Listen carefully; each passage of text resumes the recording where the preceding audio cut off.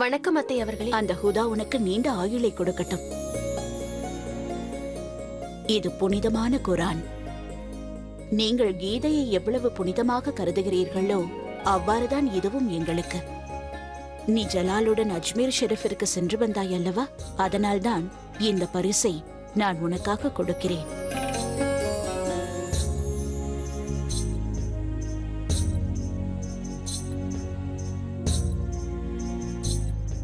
தாங்கள் அளித்த இந்த பரிசை நான் மிகவும் பாதுகாப்பாக வைத்திருப்பேன்.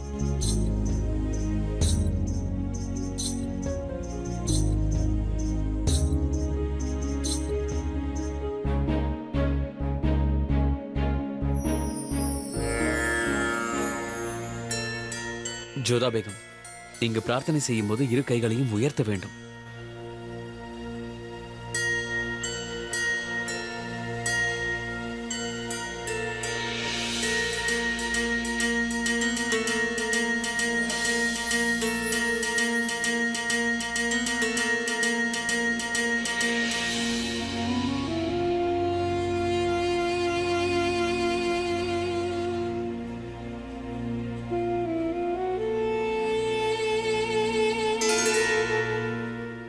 இதெல்லாம் உனக்கு எப்படி தெரியும் ஜோதா?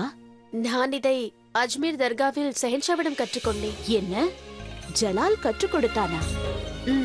சுபான் அல்லாஹ், அனைத்தும் தலைகீழாகி விட்டதே ஜோதா. நான் நினைத்தேன் எனது ஜோதா அவனுக்கு அனைத்தையும் கற்றுக் கொடுப்பாள் என்று.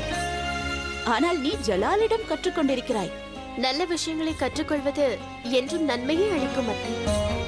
ஒவ்வொரு மதத்திலும் பூஜை செய்வது வெவ்வேறாக இருக்கலாம், ஆனால் பிரார்த்தனை என்பது ஒன்றுதானே.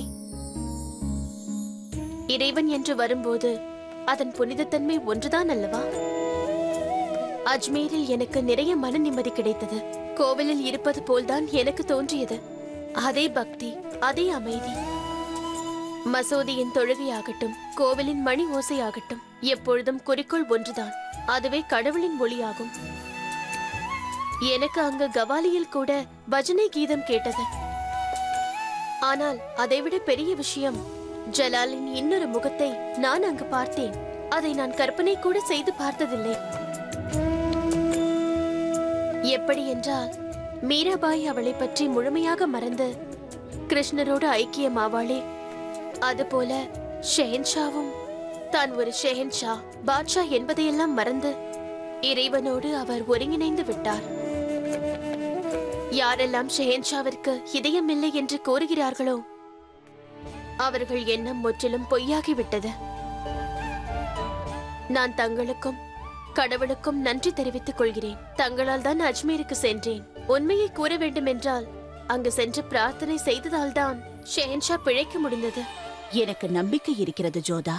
உன்னால் எனது ஜலாலின் வாழ்க்கையில் ஒரு புதிய திருப்பம் ஏற்பட போகின்றது என்ற நம்பிக்கை இருக்கிறது.